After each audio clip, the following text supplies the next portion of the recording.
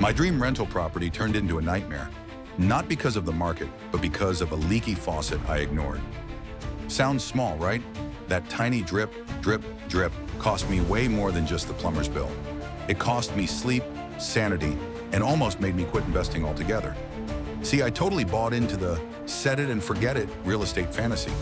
Found what looked like a solid house, screened a tenant super fast, thought I was cruising towards easy money.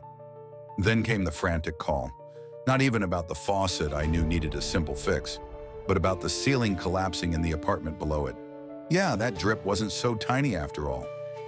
Instant panic mode, insurance chaos, furious tenants on both floors, repair quotes that felt like a punch to the gut. Suddenly I wasn't managing a property, I was managing a full-blown crisis, all because I put off a small repair. My strategy became radical honesty, first with myself. I messed up, then constant updates with everyone involved, overseeing the messy repairs myself, even helping the downstairs neighbor navigate the disruption. Profit went out the window, survival and rebuilding trust took over. We eventually got through it, miraculously kept both tenants, fixed everything the right way this time. The real win wasn't just saving the investment, it was the brutal lesson learned. Property management is never truly passive. It demands your attention, your care, and fixing the small stuff before it floods everything. Forget passive income. Think proactive profit.